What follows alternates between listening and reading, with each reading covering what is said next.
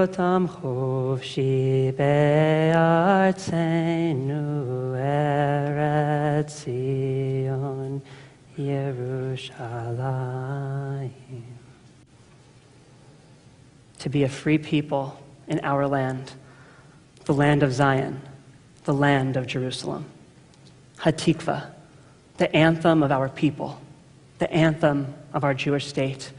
Hatikva, the hope to be a free people, the hope to be a free people not just in any land, but on our land, the land of Zion, the land of Jerusalem, the hope to be free from terror, the hope to be free from wars, the hope to be free from apathy, fracture, and divide. This is the Jewish people's hope for true freedom, and that hope has been tried in every generation. 65 years ago, we celebrated the realization of that hope with the founding of the State of Israel. And yet, even now, the hope is still subject to countless challenges. 40 years ago today, the freedom of Hatikva was tested in an especially real and frightening way with the outbreak of the Yom Kippur War. As a child in religious school, I was always taught that Israel won this war because Israel was able to hold off her enemies and even gain a small amount of land. But how does one measure the victory of a war? Is it in land gained? Is it in defeat of one's enemies? Or is it measured in the spirit of the people after the fighting has come to an end? In 1973, Israel managed to fend off her enemies' attacks, but the Yom Kippur War served as a powerful blow to Israel's sense of power and strength, leaving the people of Israel feeling vulnerable. You see, 6 years earlier, in June of 1967, while Israel's neighbors were infiltrating her borders and the world looked on without coming to our aid, we worried that Israel's short existence had come to an end. But in 6 days, we emerged victorious, doubling Israel's territory, uniting Jerusalem, and touching the Western Wall for the first time in freedom in millennia. We emerged from that war with a renewed sense of faith that maybe God had stopped hiding his face for our people, that maybe God had reemerged as protector for the people of Israel. But 6 years later, Yom Kippur of 1973 was different. We were asleep. We were unworried. We felt invincible after June of 1967, and we felt that our strength could not be tested. We ignored the signs, and when the country closed down for the Day of Atonement, we were attacked. Our freedom was in the balance, and we had become complacent. On Yom Kippur, we asked God to awaken us from our slumber, that the sound of the shofar awaken us from our slumber, to ignite within us a fire that will burn down the walls of apathy that we so pretentiously have built. And on Yom Kippur, 40 years ago, Israel was indeed awoken from her slumber, and the sound of the shofar was replaced by the sound of the guns. Tanks plowed through the rolling hills of the Golan Heights, the exact place where our ancient prophet Elisha saw visions. Battalions marched through the Sinai desert, kicking up sand and erasing the tracks of our ancestors' ancient journey. Instead of sitting in shul to be called up to the Torah for an aliyah, young men were called up to their military units. And as we looked to the heavens on this Day of Atonement, on this Day of Judgment, we saw the jets of the enemy soar to new heights, even as we called out the chilling words, "Who shall live and who shall die?" Nearly 2,700 Israeli soldiers lost their lives during the Yom Kippur War. A generation of Israeli fathers lost on the battlefield in the first few days of that new year. We were asleep and we were attacked, reminiscent of our ancient enemy Amalek, who attacked us from behind at our weakest and most vulnerable hour. We were asleep, and when we awoke on Yom Kippur, we found ourselves trapped in a nightmare. My teacher, Professor Paul Lips, who I know many of you learned from when you traveled to Israel last year, was once reflecting on the Yom Kippur War during one of his lessons. He told us that in those first few days, friends and family gathered in communal bomb shelters, only to be disturbed by military personnel knocking on the door. calling up men for the reserves. Fathers and sons kissed their loved ones goodbye. Many did not return for Sukkot. Professor Lips told us that when he returned to Tel Aviv University to resume his lectures after the war, many seats remained empty. He remembered one student named Yossi. Yossi was a daydreamer. He would sit in the back of the room and gaze out the window. Yossi spent his days looking towards the heavens, and on Yom Kippur 1973, his soul was laid to rest among the stars.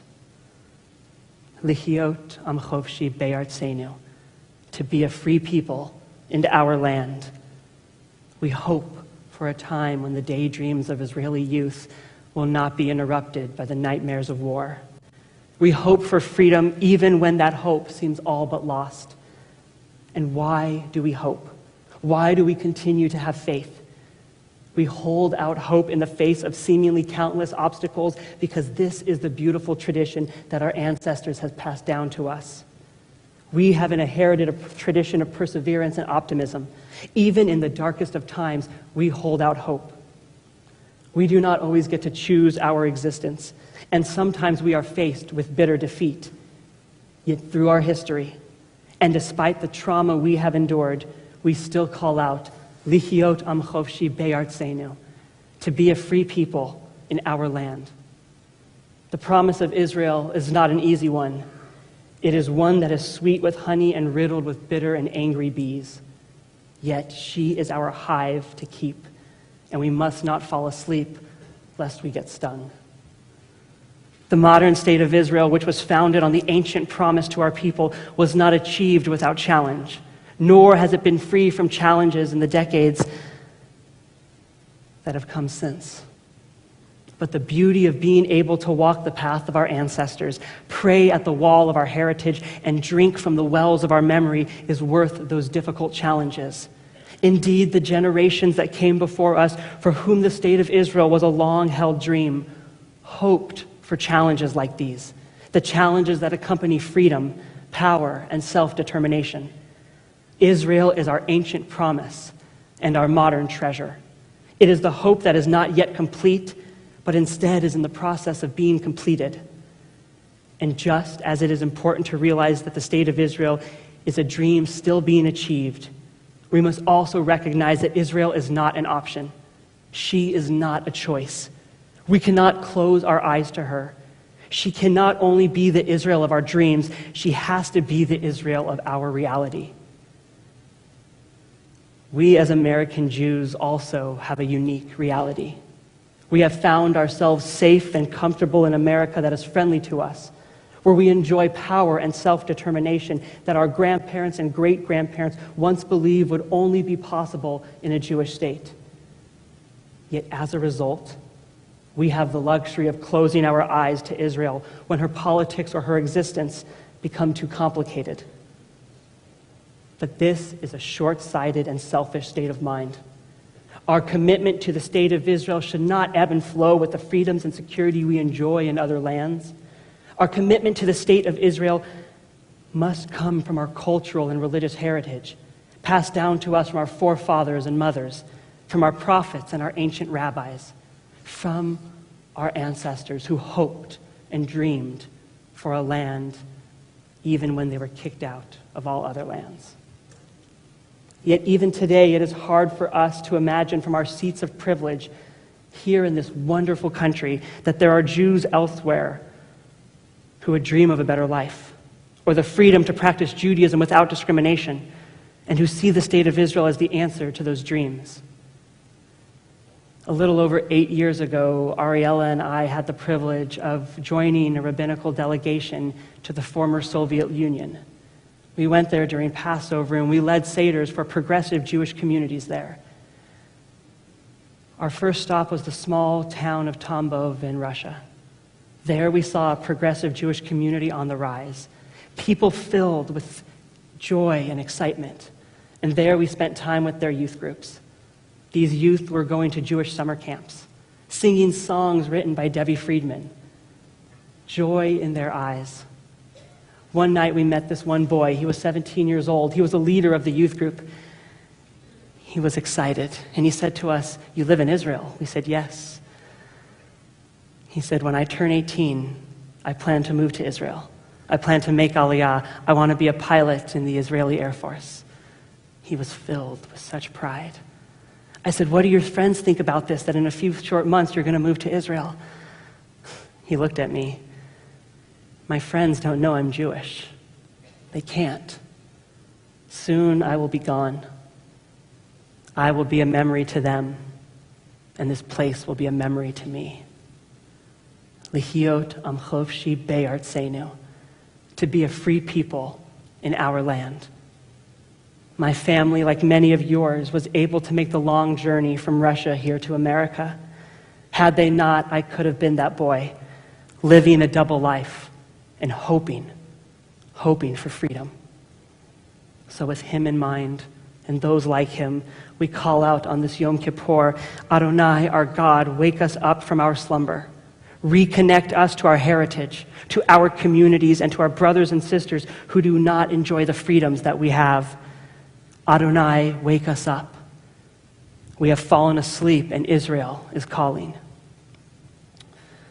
One of my favorite teachers, Rabbi Soloveitchik, was giving a lecture in 1956 on Israel's Independence Day.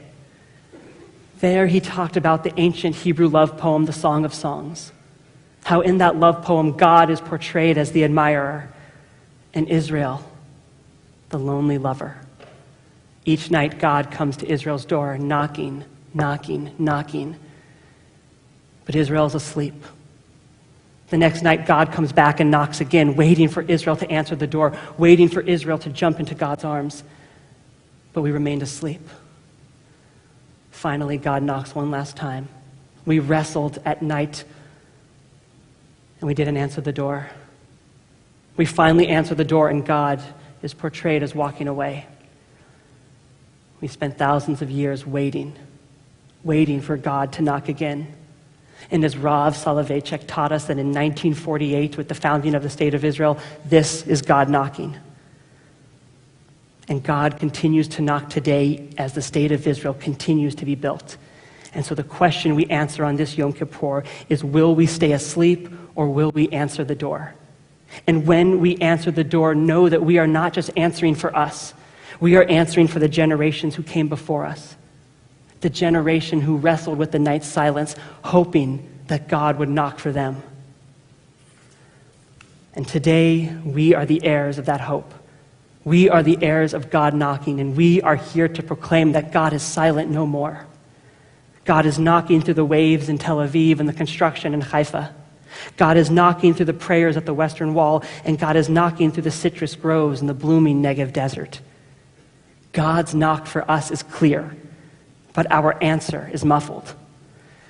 When engaging fellow American Jews about Israel, far too often I hear people say, "I have a complex relationship with Israel. It's hard to explain."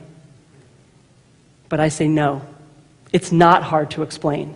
We all have a complex relationship with Israel, just like we have a complex relationship with Torah, with prayer, with Jewish observance. Our Judaism, our lives, everything that we encounter with a true and open heart is complex. But instead of being open to the complexities of Israel, we have allowed our discomfort to transform our relationships with Israel into one that is paralyzing. Communities are afraid to engage with Israel because the politics are too messy. Rabbis are afraid to speak their minds about Israel because the issue is too polarizing. And thus we are paralyzed. We are stuck and we have failed to move forward, while those who live the hope, while those who would give their lives for that hope, continue to build our sacred land. Living on the ancient land of Israel with the modern issues is a challenge. But disengaging from that challenge, as Abraham Joshua Heschel taught us, is an embarrassment. Our history has been one of longing and wailing. Our tradition teaches us to look towards the east when we pray, with hope in our hearts, longing in our souls, and memory of defeat in our minds. Throughout history, our people have cried to God to help us survive troublesome, sometimes torturous conditions, just so that our children or the generations yet to be known could touch that ancient soil, feel the breeze of the Mediterranean on their faces, and pray with sincerity at the wall with pride. Today's state of Israel, with her complexities, was but a vision for our ancestors. It was a ray of light at the end of a dark and cold path. And today, we are the fortunate heirs to the throne of Jewish freedom. We are the generation that gets to bask in the light of Israel's glory, yet we complain of her brightness. We find ourselves lamenting how easier it was to be the victims, how easy it was to be righteous when we were homeless, how easy it was to claim the moral high ground while we were being degraded for our faith, how easy it was to criticize power while being powerless. Indeed, it may have been simpler when we were the indisputable victims, powerless and hopeless. Yet we cannot turn our backs to the freedom that we have today. It would be a disgrace if we would choose to go back to the time of powerless just so we can claim the moral high ground. But we do have our morality, and we do have our ethics, and living on the ancient land in the modern state allows us to live out those moralities and those ethics. Our Torah reading this morning, we will soon hear, Atem nitzavim hayom kulchem. You stand today before you. All of us stand today before God.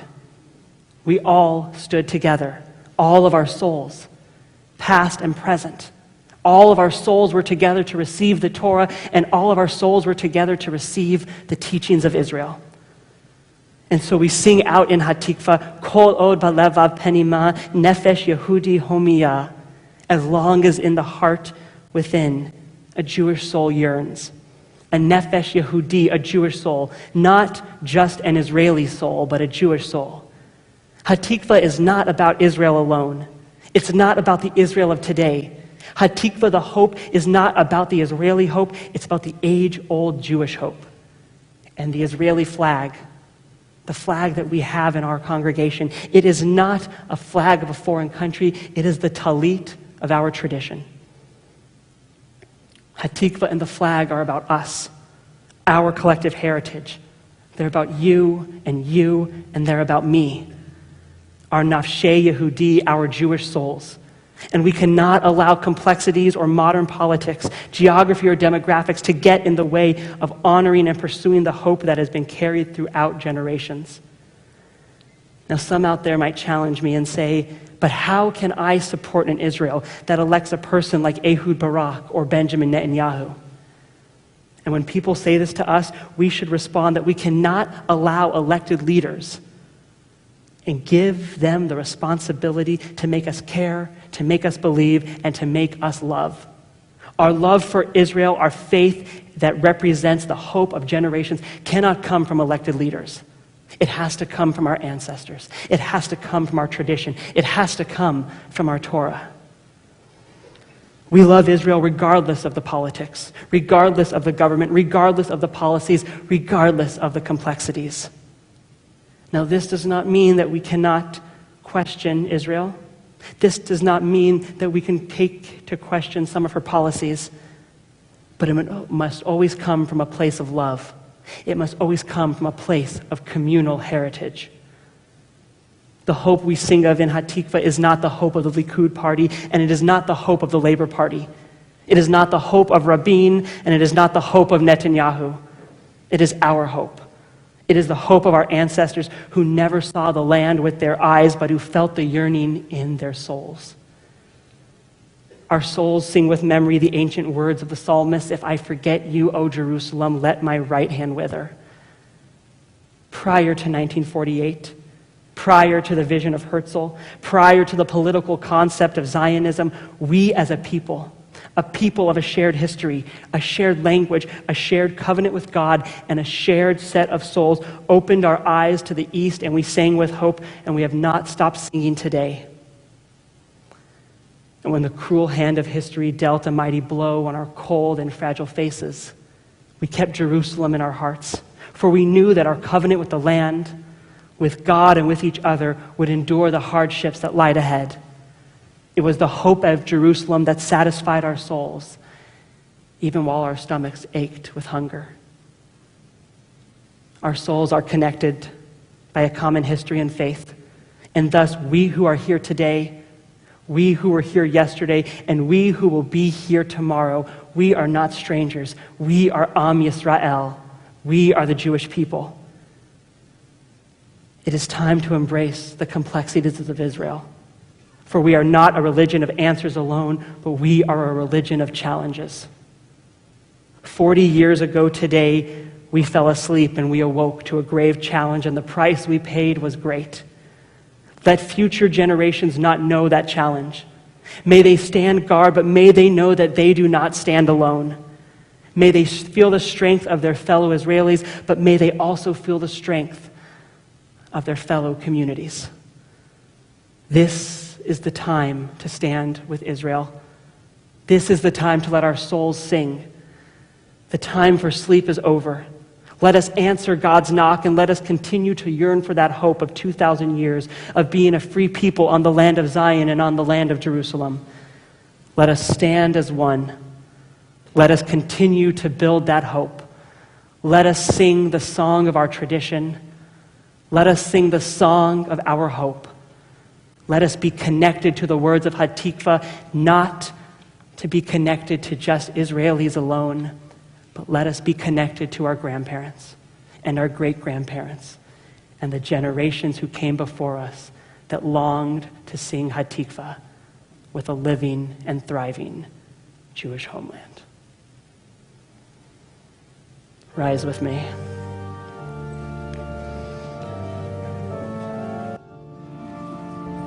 Come, Hallel.